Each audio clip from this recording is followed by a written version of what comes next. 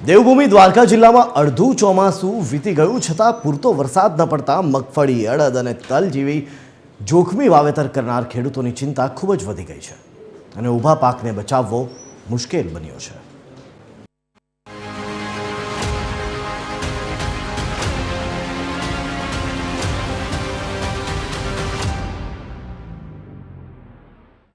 દેવભૂમિ દ્વારકા જિલ્લામાં અડધું ચોમાસું વીતી જવા છતાં પૂરતો વરસાદ ન પડતા મગફળી, અડદ અને તલ જેવા જોખમી વાવેતર કરનાર ખેડૂતોની ચિંતા ખૂબ જ વધી ગઈ છે અને ઊભા પાકને બચાવવો મુશ્કેલ બન્યો છે। હવે વરસાદ થોડો ઘણો થયો છે, એમાં અમે મૂંગાપાળનું બિયારણ વાવી ગયા છીએ।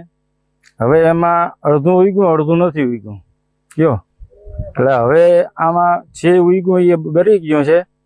હવે ખેડૂત કણે કાંઈ આધાર છે નહીં। હવે 7-8 હજાર વીઘે ખર્ચો ચડી ગયો છે। હવે સરકાર કાંઈ મદદ કરે અને રાહત પેકેજ જાહેર કરે એવી અમારી બધાની ઈચ્છા છે। વરસાદના અભાવે ખેડૂતોની સ્થિતિ અત્યંત ગંભીર બની છે।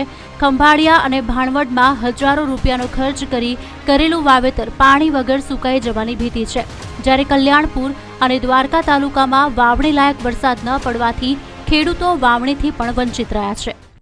વરસાદ પડ્યો તો અમે વાવણા કરી ગયા છીએ। અત્યારે નથી વરસાદ, કુવામાં પાણી નથી, બોરમાં પાણી। અમારે સરકારને વિનંતી છે કે દુષ્કાળ જાહેર કરે। ઢોરને પાવાને પાણી નથી, અમારે પાણી નથી, પાણી પહોંચાડે।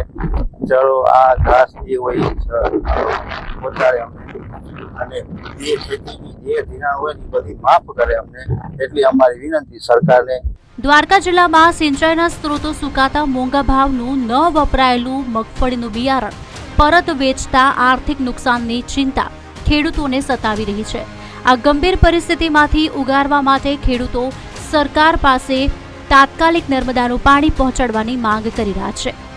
કરણ જોશી, TV 13 ગુજરાતી, દ્વારકા।